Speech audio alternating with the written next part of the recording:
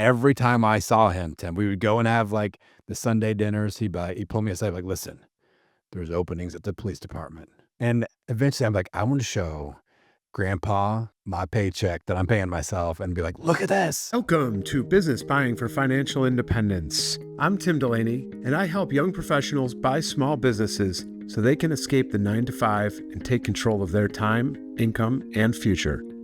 If that sounds like you, hit the subscribe button and let's get into it. Today I have Adam Schaeuble. Adam is an online business coach for podcasters. He teaches podcasters simple strategies to help them make more money with their online business. He's been podcasting since 2015, and he's the host of the top 100 ranked entrepreneurship podcast, Podcasting Business School. Adam, welcome to Business Buying for Fi. Tim, I'm excited to be here, man. I'm a fan of you. I'm a fan of this topic. I'm a obsessive content consumer in the Fi content space. So this is the first Fi podcast I've ever been on as a guest. So this is really exciting for me. Awesome. And you've been on hundreds, if not thousands of podcasts, including your own episodes. So Yeah. I'm glad I could be a first for you. Yeah, man. Excited to jump in. So as the listeners may have guessed, even though Adam's main business right now is podcasting, business coaching, as he's on here to talk business buying with us, or rather business selling, because Adam has successfully sold to small businesses in the past. So I thought I'd have him on to discuss that perspective. We've interviewed quite a few people that have purchased businesses. I thought it would be great to get a seller's perspective on here as well, just so you can hear from a seller what he went through from his end.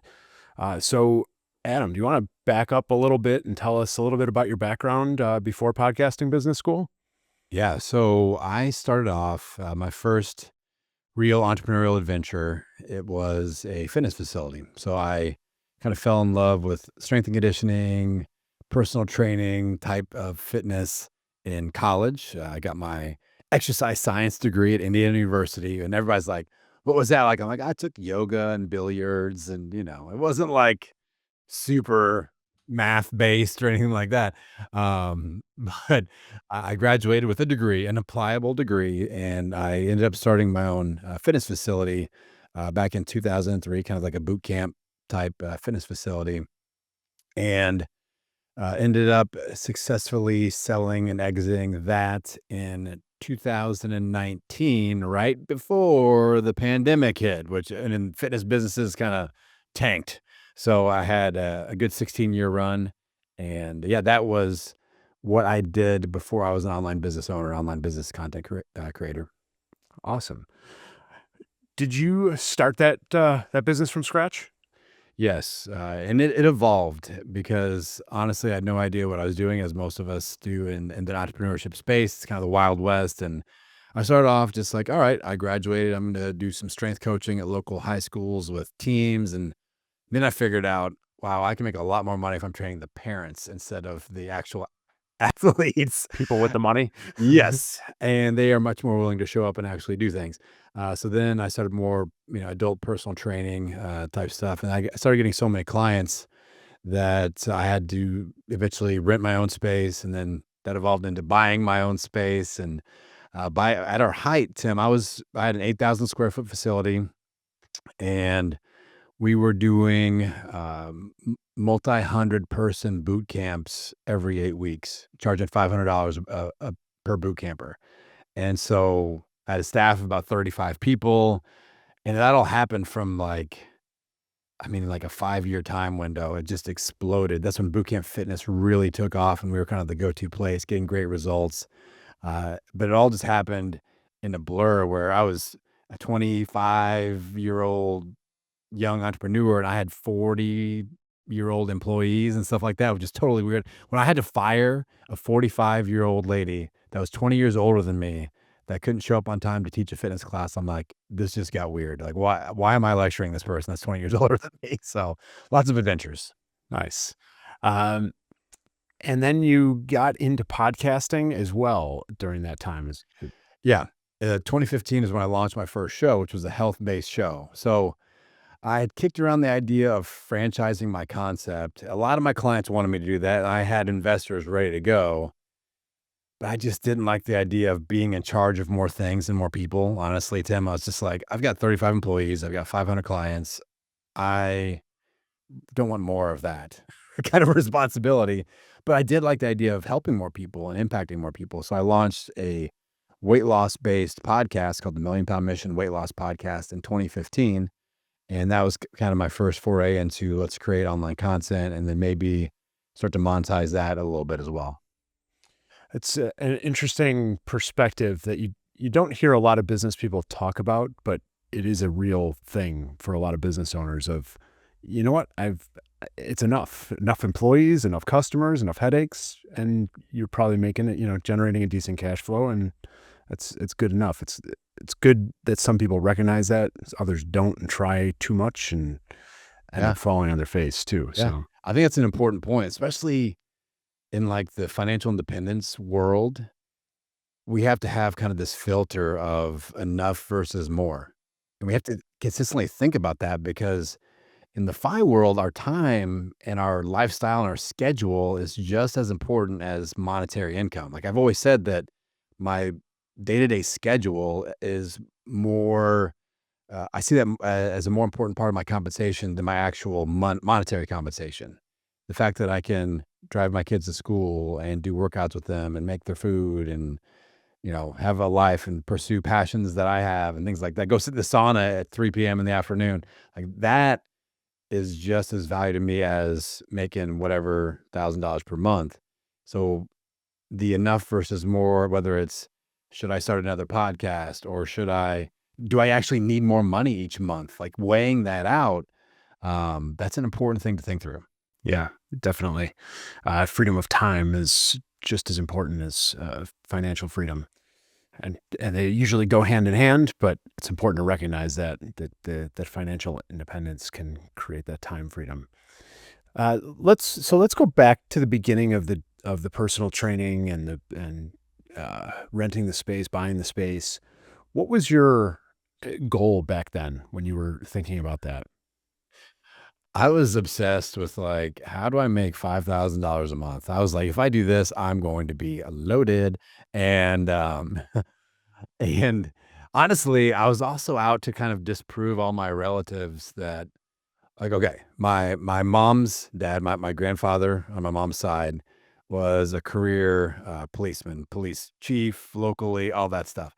And every time I saw him, Tim, we would go and have like the Sunday dinners. He'd pull me aside, like, listen, there's openings at the police department.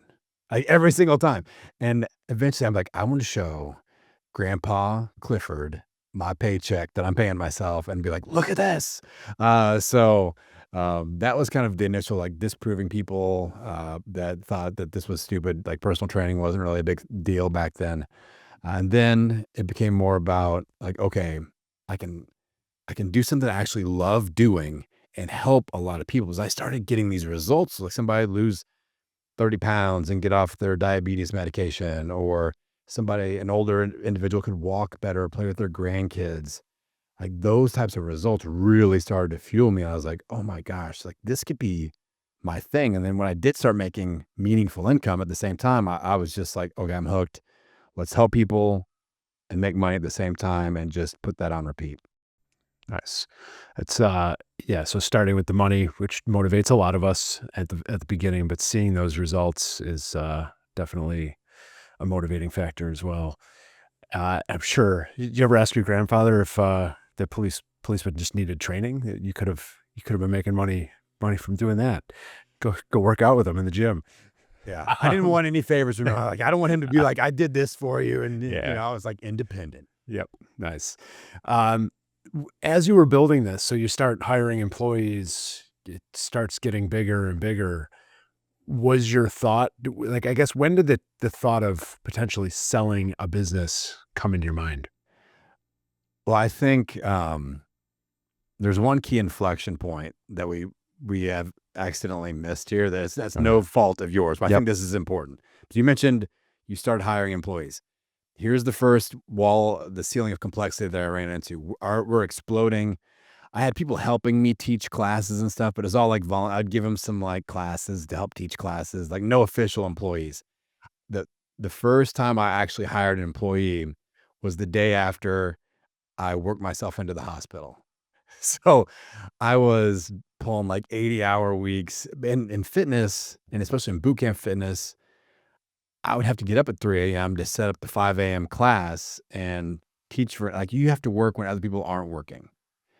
So early morning, late night, during the day, not so much, but like, so I was barely sleeping. I was trying to teach all the classes. I was trying to just rake in all the money myself, like type of thing.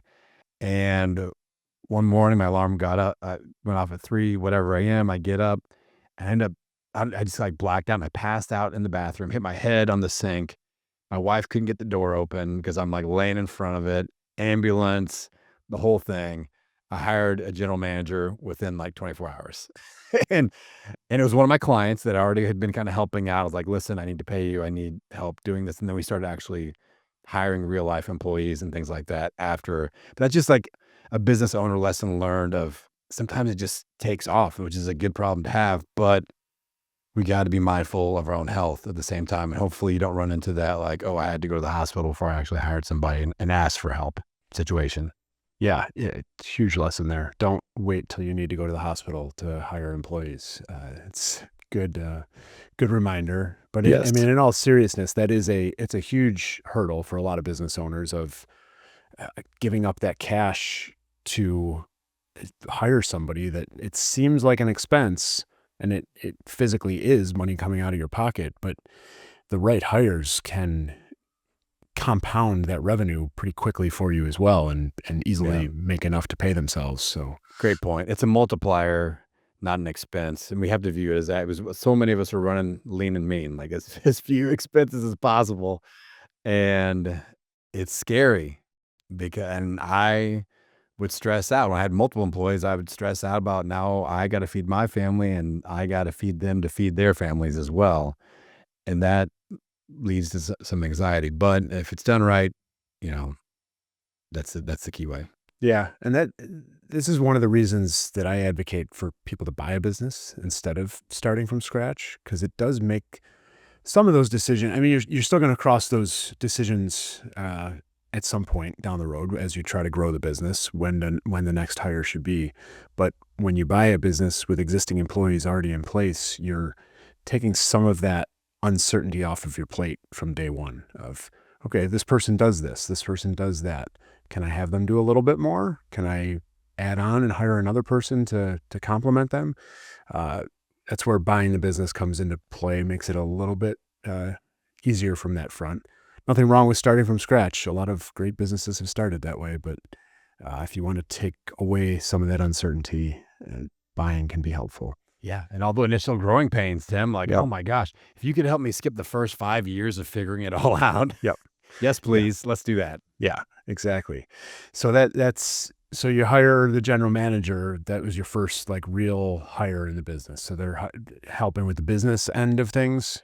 Yes, and they helped me hire my first 5 employees to kind of further delegate, and the whole mission became, where is Adam unique and special as far as what I'm adding to the business and what can be duplicated by somebody else. So, at first, as you can imagine, or maybe not, like, you've never seen me speak live on stage, but I get pretty rowdy, and I'm very engaging and active, and I run around, and I'm good with a crowd. So when other people started teaching these classes, some people got kind of bummed out, and then they would only go to Adam classes, whatever. But then as new people came in, that was the new normal, and it was fine. So they got over it. But we started looking at, okay, other people can teach, Adam can still teach, but then that kind of was a cheat code and unlocked my creative side of, ooh, let's do some new events. And we started doing these like weird but fun, it's like charity events. Like I invented a workout that I called karaoke, which was instead of music, we would have people up there doing karaoke and doing the workout at the same time. So instead of like workout music playing in the background, we had somebody, oh, okay, who's next? And it was totally fun. And we'd raise money for charity. We'd do like $10,000 for the Boys and Girls Club. And I mean, but all that creativity was unlocked at one of these. I set a goal for Tim. This is the most embarrassing story I could possibly tell you, but I'm gonna tell it. I've never talked about this on podcast before.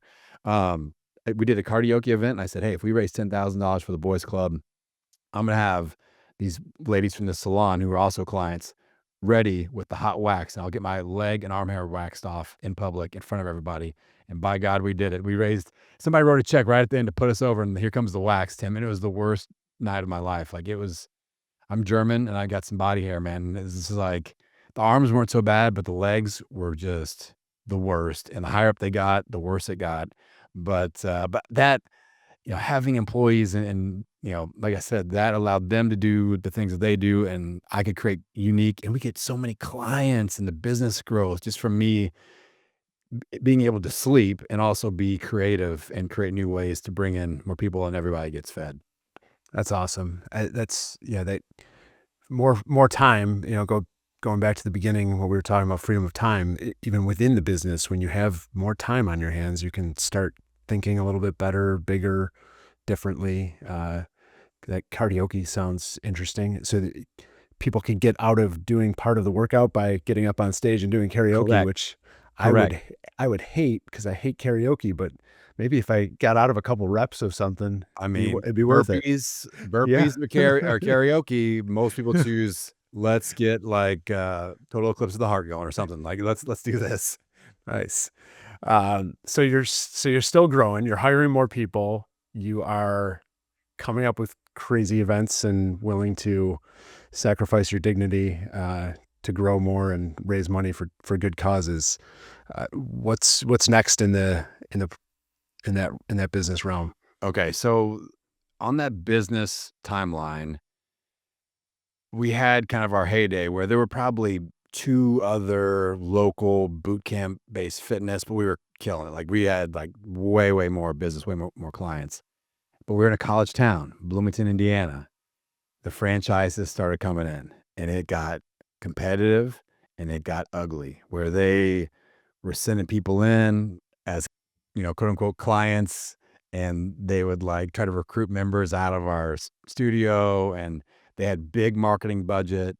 Like I'm just the guy doing dumb events, getting my leg hair waxed and to get new clients. And they're like actually running ads on the radio and stuff like that, billboards, traditional marketing. So if you want to call it that.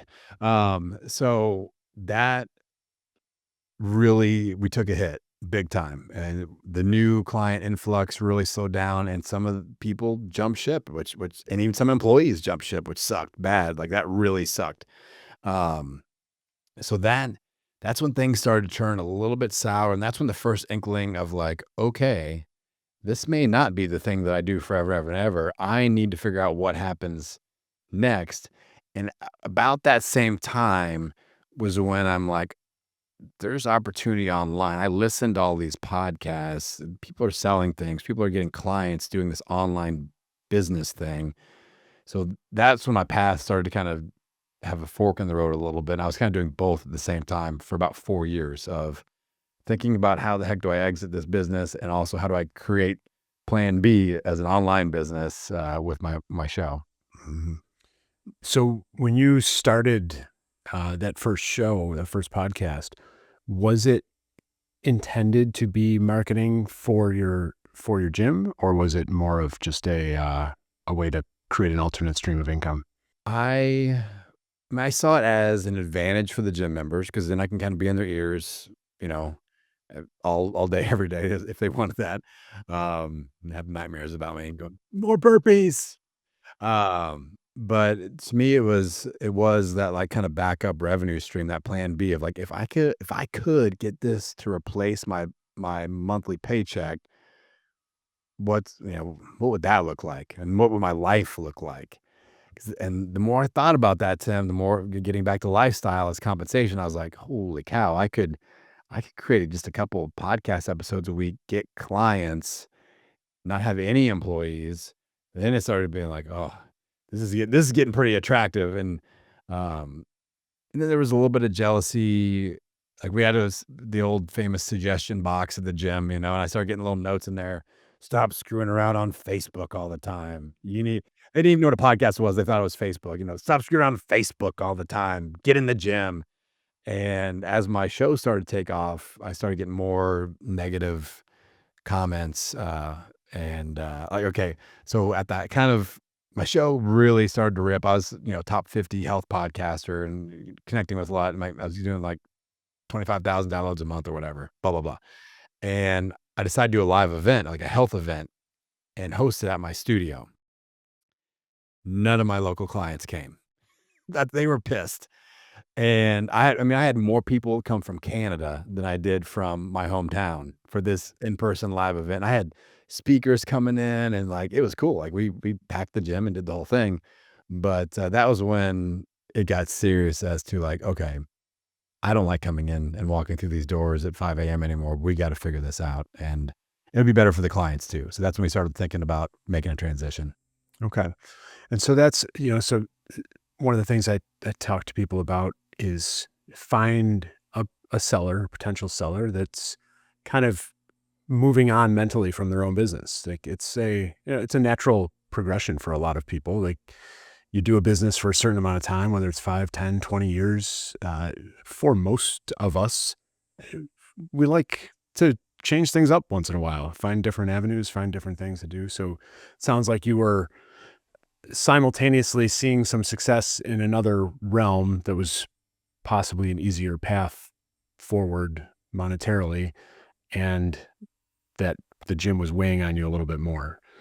What were your next steps? What did you do to decide to, I guess, how did you make that decision that it was time to sell? Well, I started kind of like underground, put the word out a little bit of, hey, I may be interested in doing this. I knew a few other gym owners. I talked to like a real close group of employees. And I'm like, this is something I'm thinking about. Like, I didn't let on to how for sure I was on that because I just didn't want the clients to all find out about it and then everybody leaves and then I can't even sell the dang thing. It's Yep. like, oh, Yep. like Yep. I wanted to find a good solution with a leader in place that they would really enjoy. And just by having conversations and just kind of putting the word out, we had a few outside people interested, but one of my trainers that was in there stepped up and she's like, I'm already here. I already got a bunch of the clients. I'm a familiar face. I'm ready to step up. Like she was very motivated from a business perspective of like, I am ready for the next step. Like I want to step into a leadership role. Um, she kind of had what it took and she had a loyal following within the community too. So that conversation started to happen and I started to kind of groom her with more responsibilities and kind of asking questions as we kind of had the conversation. And we probably had that conversation for about 18 months back and forth of like, hey, if we do this, what questions do you have? We just do little check-ins, little meetings, and eventually we decided to pull the trigger. Yeah. So a couple key things there. Number one, when you're looking for a business, this is why you need to talk to everybody around you, letting people know that you are looking for a business, because as Adam said, he didn't really want to let out too far and wide that he was thinking about selling. And most business owners don't want to put it out there too much. So the more as a buyer, the more you are talking to your network and people, letting them know, maybe one of Adam's inner circle that he did tell would have said, hey, you know what? This guy, Tim, I just met him. He was talking about wanting to buy a gym. Would you want to talk to him? That kind of connection happens when you tell people what you're looking for. Yeah. That 100% Yeah. did happen, Tim. Like Yep. that's exactly Yep. what happened. People were Yep. like, oh, I know this guy that he kind of is into, he does boxing training or something. He's Yep. wanted to blah, blah, blah. And I met with that boxing guy Yep. and yeah, so you're 100% correct. Yeah. And then the other thing there is that it takes time. So even after the right connection was made, 18 months of, training, discussion, probably some back and forth on pricing and all that kind of stuff. So it's not a sprint. It's a marathon, and be prepared to take a little bit of time to make it happen. But ask around and then be willing to take that time. Yep. So you were working with her, you knew she'd probably be the right buyer. I guess, why did it take 18 months and what was What was that process like? But she had never owned her own business before, so there's a lot of like, I'm scared of what happens, and we got real close within the first like 3 months. I thought we had a deal in place, and I was like, let's do this. And then she had kind of a mentor that was advising her on the other side, and he didn't like a couple things, and with the pricing, the valuation of the equipment, and all this stuff. I'm like, all right, let's just.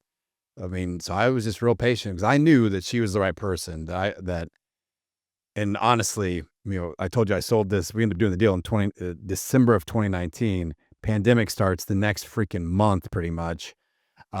If someone not in-house had bought it, I think the gym would have shut down during the pandemic 100%. But she had the loyalty, and everybody wanted to make it work for her. Honestly, they were like, took a brave step to step up, and the clients just freaking figured out. There were people paying their membership, not being able to come in just to support her because she came from within. She was like the people's champion from within the ranks. So, but it was just her getting comfortable and me, just I wasn't going to rush it, because I cared about the product and the longevity of the brand. I wanted it to last beyond me and not just like I'm running for the hills type of thing. Um, so she had a mentor that probably was good for her. Oh yeah. It sounds like it caused a little bit of friction because sometimes from the outside, it's easy to point out things like, well, that equipment's not worth that anymore. Right. Sure, that depreciated quite a bit. Wouldn't cost that used. Uh, how how did you come to an agreement on the price, and how did she purchase it? Did she use financing or cash or?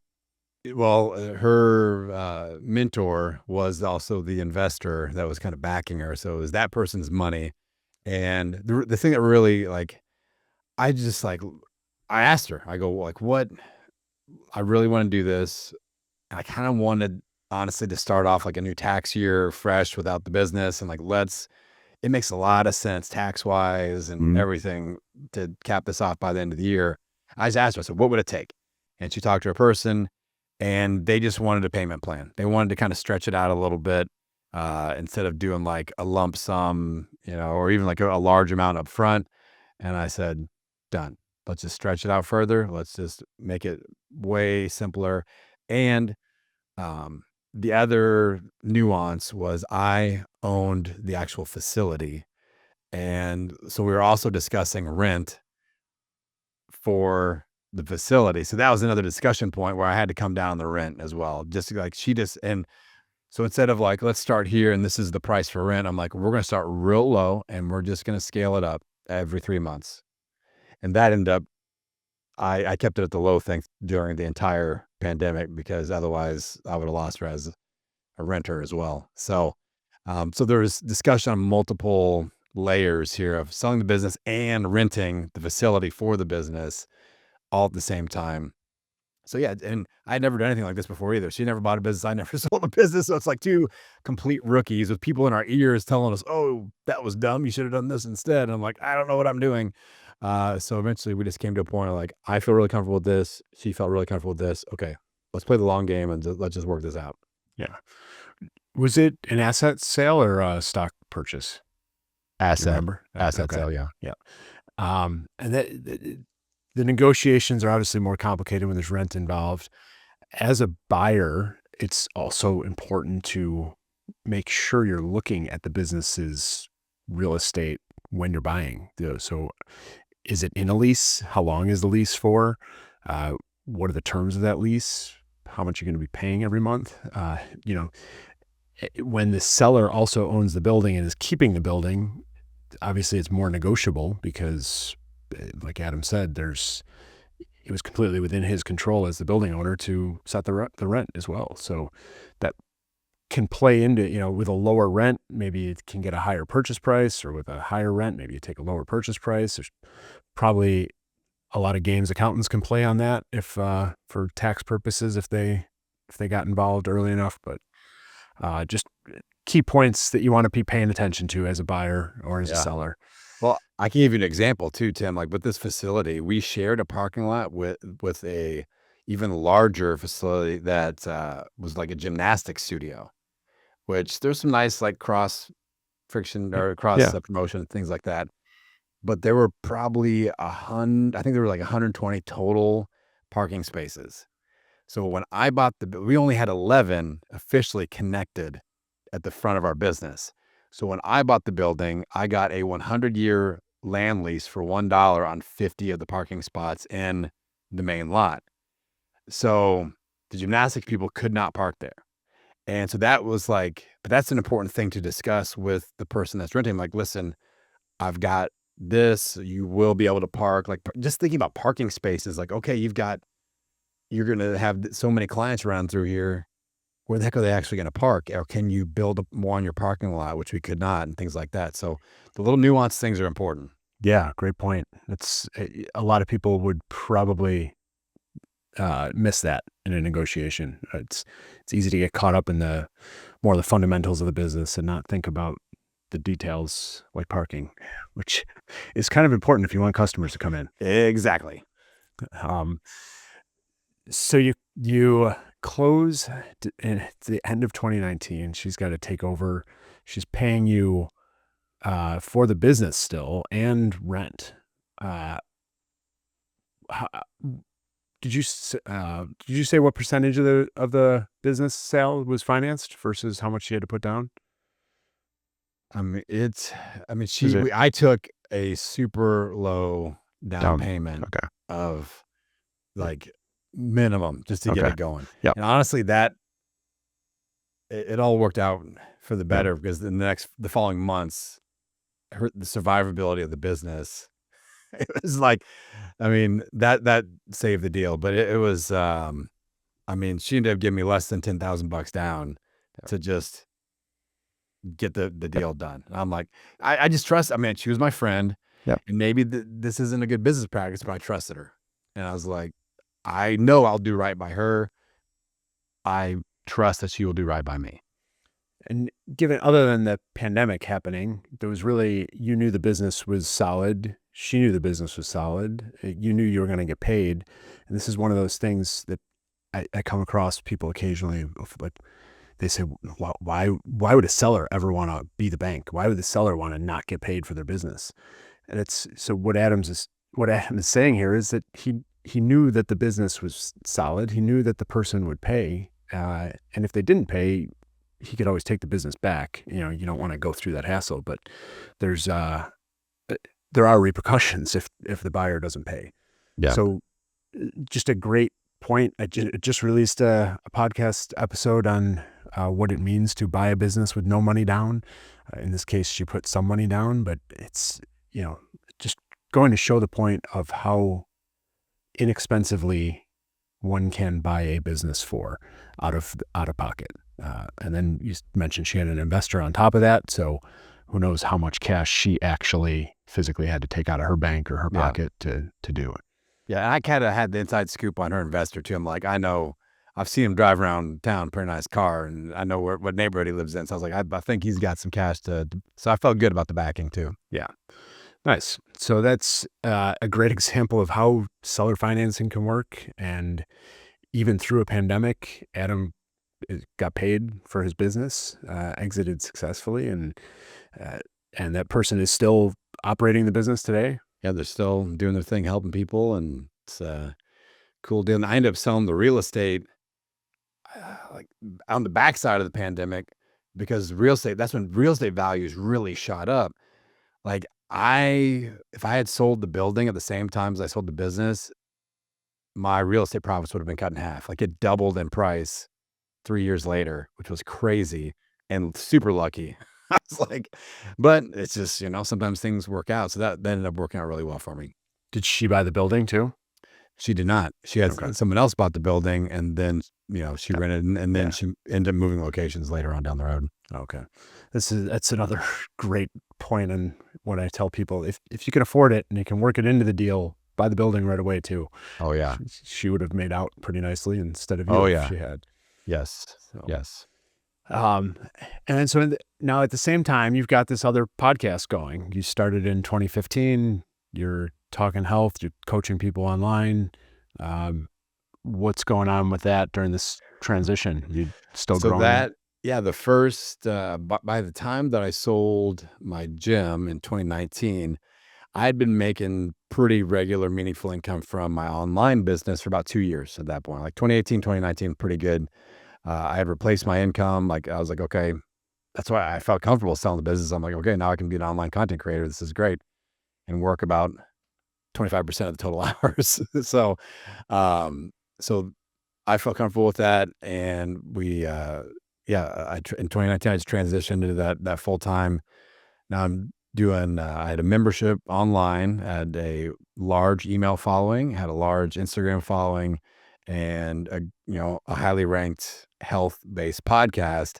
2019, I actually started a second podcast, which is my main show now, Podcasting Business School, where I started teaching like, okay, here's how you leverage a podcast to build a membership, to get clients. And so kind of teaching the systems of what had been working for me on my health show. And then in 2021, I ended up selling the whole health brand. So that was the second, and that was all just the online business. And this is something that's interesting that not a lot of people think in the content creation space. Like that's a packageable and sellable and a buyable asset to buy an online brand. So I packaged together my podcast, the audio show, plus my Instagram, which had 12,000 followers, plus my email list, which had like 11,000 something, and that was packaged together along with the membership assets and things like that, and that was sellable. So, um, yeah, I think a lot of people just like, oh, I do my show until I just stop recording episodes and then it's done. Like, no, this is an asset. Yeah, it's really no different than any other business out there. I do see local retail type brick and mortar businesses that shut their doors sometimes without even attempting to sell, which blows my mind. The same thing applies to online brands. It's you have assets, and the numbers you just dropped there. A lot of people assume that to have an online brand or to be somebody in the online content creation space, you need hundreds of thousands or millions of followers, subscribers. Those numbers aren't too unrealistic for No, anybody to work hard and build up to. no, not at all. Not at all. I mean, if you want to get acquired, like that's what people get confused is like a brand being acquired by a giant company, like sucked into the freaking Death Star, Like that's not what I'm talking about. I'm talking about a content creator that was, you know, 8 years behind where I was and wanted to leap forward into a brand that's already established and they fit right into the mold. And I mean, Nate is still running the show and they've got like almost 3 million downloads and it's just gone really, really well. But it's not a big brand acquired me. It's not like some big podcast conglomerate. It's like, I'm going to absorb this thing. It was another content creator that wanted to kind of just leapfrog all the years of the building phase right into, okay, we've got a monetizable brand here. I just got to step in and create valuable content, gain the trust of the content consumers, and it's turnkey at that point. Yeah, I mean, to some extent, the brand was probably built around you, but as long as the new person comes in and builds that trust early on, it's easy to keep going. And as you said, it's a leapfrog. It's a way to kickstart something without having to start from scratch and claw your way up 1, 2, 5 people at a time. You're starting with a larger audience, and you can grow it from there.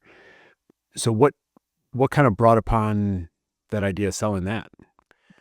I well, a couple realizations. Um, I was monetizing the health brand with memberships, coaching clients, things like that. And I would have like a guest on my health show, like what we're doing here. And I would afterwards, they would usually go like, "Hey," like we'd be talking about like the ketogenic diet or something like that. But then after we're recording, they would go, "Hey, I know you've got like a membership and you're getting clients from your show. Can we talk about like, can you help me do that?" And I'd be like, "Well, yes, I can." And so I had to come up with like a consulting fee. So the real aha moment was like, people will pay me thousands of dollars of consulting to help them make money, and people will pay me $33 for saving their life via weight loss. And I was like, I'm from Indiana, but thousands is greater than 33. So I've done that math, run the numbers.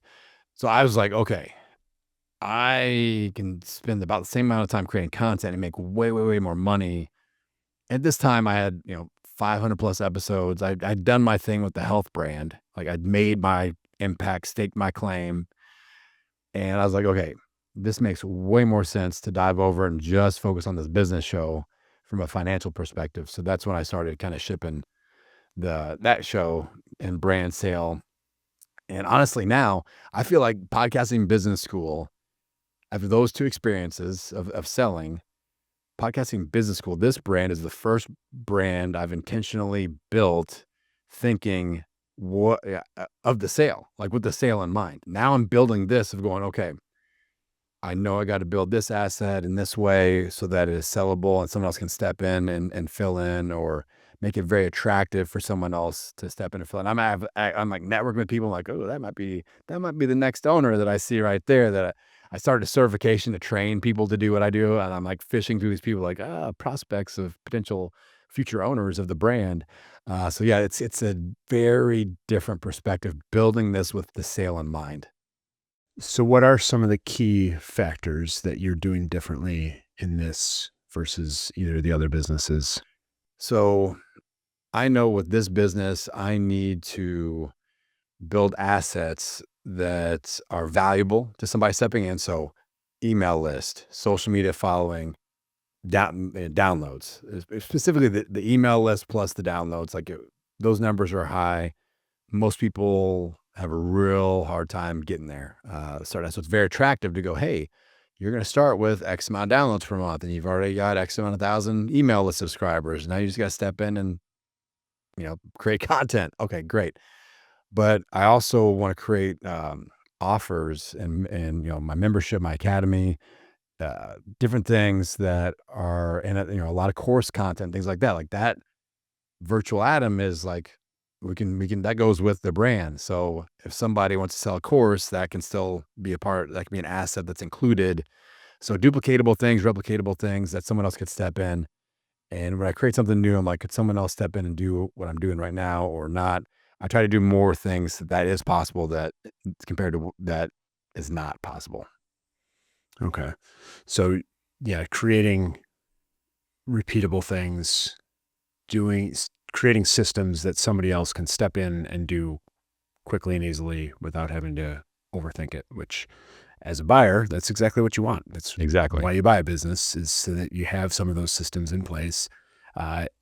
Ideally as a buyer, you want to find ways to improve on things that you're buying. So it's a little bit of a catch-22 sometimes if the seller has really thought hard about what they're doing and packaging it and creating it to be a sellable asset. That's where, for Adam's sake, he might hopefully find a bigger company that will suck him into the Death Star, as he said.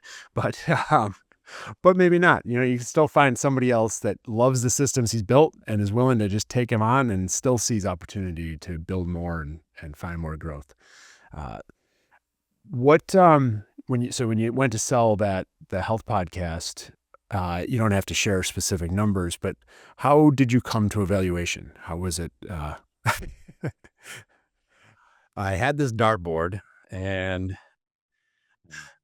I mean, that was talk about not knowing what the heck to do with the gym. I had zero idea what to do with this asset. But again, to me, it just came down to conversations of like, okay, I just put the word out there that I was going to get, in the market to sell. I was connected again by somebody that was in my inner circle. Hey, you should talk to Nate Palmer. He's got a show. He's very, big personality like me, would slide right in content wise. Okay, make an introduction. So I started talking to Nate, and I was just like, what do you think? What is this worth to you? What is it worth? Like, what looks good? What feels good to me? And we eventually kind of found that happy medium of like, neither one of us had done this before or knew anybody that had done this before. And there wasn't like, I couldn't go chat GPT, help me figure this out. So we just kind of came to a point of like, hey, this makes sense. Let's work out some payments. Let's work out a transition content wise, where I kind of started having him on the show to kind of warm him up to the audience. And we just kind of kept it fluid for like the first several months. And then we're like, all right, let's flip the switch. This isn't making sense. And he, I mean, like, especially just having the email list alone, he really did well financially because he was a much more like seasoned email marketer than I was at that point. And he started selling books and offers and supplements and stuff. And so he kind of saw that right away. And so, yeah, from a financial standpoint, we both kind of just honestly guessed at it and both came to a point of like, yeah, feels good to me. Feels good to you. All right, let's go. Okay. And did you do the same thing where he just gave you something nominal down and Yeah. And payments then over time? payments. Yeah. Okay. Yeah. So again, another I great love just getting example. money from people every month. Yeah, It's awesome. it's residual income, right? Yeah. Passive income, they call it. But just another great example for those of you out there that's saying that, how can you possibly buy a business without having all the cash up front? This is how you do it. You network, you find the right opportunities, you find sellers that are willing, like Adam just said, he likes getting money every month. Like that's a real thing that people enjoy, is getting paid every month. I mean, it's fun to get a big check sometimes, but that residual income over time is a very nice thing for a seller. So don't be afraid to ask for that if you're already in a negotiation standpoint. And you taught there's value from a tax standpoint with capital gains and all Yeah. that kind of stuff as well, of spreading out the capital gains over time, depending on how you structure it. But it's a real thing. Sellers are willing to do it. As Adam has just said, he's done it twice. And I'm guessing he would be willing to do it again in the future because monthly payments are nice. Did you do that with your building too, by the way? No, that Okay. was like a bank finance, like Yep. just Okay. one and done. Yep. So I've experienced kind of both, and getting that Yep. lump sum was pretty sweet. Like especially from a real estate thing, I was like, wow, that's a lot of money. Awesome. And so yeah, I mean, I see the personal benefit of either one. And honestly, to me, it was like, what does the other person want to do? Does that make sense for me? Okay, let's just make this happen. Yeah, instead of being difficult to negotiate with. Yep. Yeah. Nice. Now so you're all in on the podcasting business school. Yep. You do an amazing job helping people get started with the podcasts, myself included. You do a great job of helping people grow their podcasts and grow their businesses around their podcast, which is something that I'm sure there's people out there that are, just do podcasts for the sake of sharing stories. And I guess there's fiction podcasts out there. Yep. Somebody's told me. I've Tim wants the facts. for 10 years, this is how I've educated myself. I tell everybody, listen to podcasts. There's tons of great free info out there. Adam's podcast is one of those. Mine is one of those. So hopefully if this is your first time listening, you'll join us more often. How do you see the podcasting space right now? What do you see going on in the podcasting space? I see a lot of opportunity. I think anybody that is a business owner, period, whether it's brick and mortar or online, especially, if you have clients, you have an opportunity with a podcast to get more clients. And a lot of people are like, is podcasting saturated? My neighbors all have podcasts and my aunt has a podcast. And I'm like, okay, there have been 6 million podcasts launched. Only 10% are considered active with over 10 episodes and any new content in the last 90 days. So we're talking about a 500,000 active podcasters compared to YouTube channels and blogs and blah, blah, blah. That's minuscule. So there's a lot of opportunity. But for the business owner, like I've helped brick and mortar business owners. Like I've got a client that's a chiropractor in Pittsburgh, and we launched a show, and he attracts listeners from his local home base there. And it's a marketing tool that it's bringing new clients through his door every single day. And then in the online business space, it's even more of a home run. Like I've got real estate agents that are helping people locally, but also online. I've got social media coaches that use their show, attract the ideal fit listener / client, walk them down the pathway of hiring them. So if you're a business owner, having a show makes a lot of sense. I think there's a lot of opportunity there. There's a big push for video right now. I do audio only, so it can still be done. Like you can do video if you like it, but I enjoy like seeing my kids and things like that. So, like spending time. We talked about this more than once, Tim. The time factor is important. So I create content, create processes, always through the lens of what can I get rid of? What's the minimum effective dose versus like the be everywhere on social media strategy is kind of big right now. And I'm like, I don't want to be everywhere. I want to be in as few spots, but strategically as I possibly have to be. Yeah. Yeah. And that's, circling back to that freedom of time element, financial independence that brings about that freedom of time is important. And so what Adam has done is sold businesses that have taken that away, taken that time away from him to focus on new businesses, built new systems. From the perspective of buying a business, buy a business that fits your lifestyle. It doesn't, and it might not fit at day one, but like when I bought my wine and liquor store, I was there every day for a few years, but building the systems over time to get myself out of it. So I could eventually meet Adam and start my own podcast. Found the time for that. And podcast is a great medium for those, especially even if you don't like to be on video. It's, if you have what is it, face for radio is what they used to call it. That's you don't want to do the video, you don't have to. I'm doing it because I'm in front of my computer anyway. But for those that really don't like to see themselves, and just do the audio, it helps. And like I said, I only listen to podcasts in the car, at the gym. It's the saturation argument. I ask people too, how many different streaming services do you have, and how many different new streaming shows do you not even know exist? But somebody's out there watching them. So it's, there's no end to good content. And if you put Yeah, out good content, people will find it and consume it. So I may agree. as well give it a shot. Um, what else do you want to let people know, either about being a business seller or from a buyer's perspective, anything that they should know, ask, see before they buy? I mean, from a buyer's perspective, I mean, I would highly recommend having some sort of knowledge or a mentor from somebody that has run or owned that type of a business, because those people will have the questions. Like I said, if you're buying a fitness business, first thing I'm asking is parking, because I ran into that.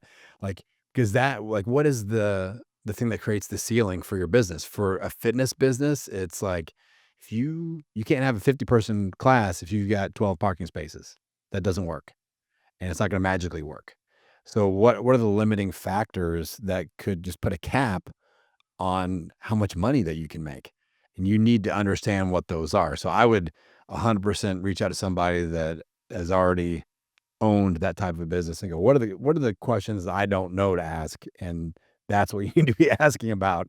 Like insurance. Is it 24-hour access? Because insurance is crazy for that type of thing. Like, what are all the things that are a total headache that I need to know about before I decide to give myself a total headache by buying a business? And then if you're like, okay, the why is greater than all the why nots. Let's do this thing. I love that. That's such good advice, especially that question about what are the factors that could cap or put a ceiling on what I can make, because that's something that probably gets overlooked a lot. You get excited. We talked about that parking. You get excited about the business and forget all those other details that are super Yeah. important. Yeah, it could be great location, great, Yeah. branding and blah, blah, blah, but if you can't get Yeah. bodies in the door or butts in the seats, Yeah. that's a problem. Exactly. And then on the podcasting business school, what would you like people to know? Is there somewhere you'd like people to check you out? Yeah, yeah, if you guys enjoy the idea of, potentially launching a show or creating an online brand or using a show to get more clients, check out my show. I release an episode every Tuesday. A good one to start with is episode 560, where I kinda talk about, like, things you can do at the beginning to get the most downloads possible, which a lot of people have a hard time growing their audience. That's a good one to start with. And then, in the episode notes of every podcast, you can actually join my newsletter list, because every Thursday, I send a different topic. I write on a different topic than in the show and provide some more tips, via email every single Thursday. And Tim, I get the consistency award, man. I've done a podcast episode every week since 2015. I've never missed, and newsletter every week since 2018, never missing. So consistency is my jam. That is my superpower. That is awesome. There's a daily newsletter that I like to read while I eat my breakfast. And the last couple weeks, it's been very inconsistent. And so now I'm looking for a different one because that's unfortunate for them. But I like that consistency of yours. Your podcast, Adam, that strategy of podcast on Tuesday and newsletter on Thursday, he goes into detail in some of his episodes as to why he does that. So make sure you go listen and check that out. There's a very strong logical reason for that. But I won't spoil it here. You got to go listen to his show. Spoiler alert. Adam, I can't thank you enough for all the help you gave me launching my show and for taking the time to share your experience as a business seller here. Really appreciate it. Hopefully the audience took something away from today. If you have questions about today, please reach out to myself or Adam. I really look forward to those questions to help me create new content and figure out where you guys need help. With that, Adam, thank you very much for being here. Really appreciate it. And Tim, I got to say something, man. I'm proud of you. Like it takes guts, y'all, to turn on the microphone, press the record button, and create content like this. But Tim, you're creating stuff that's going to really help people. And I know that you're going to start getting those DMs of like, oh, I did this. I listened to this episode. I did this thing. It created a positive impact, and that's fuel for the content creator. So if you guys enjoyed this, make sure you leave a 5-star rating and review for Tim and mention that Adam's episode was your absolute favorite because that'll boost my ego in a big way. But that helps. That's like putting a tip in the tip jar for a podcaster. All right. That was an awesome episode with Adam Schaeuble of the Podcasting Business School. Really appreciate you listening today. If you enjoyed this episode, please take a minute and hit the subscribe or follow button on wherever you're watching or listening to this episode. Really helps us boost our rankings and helps others find this amazing content. Really appreciate your time today. Thank you for tuning in. Cheers. Thanks for listening to Business Buying for Financial Independence. If you're serious about owning your time and building long-term wealth, make sure to subscribe so you don't miss the next episode.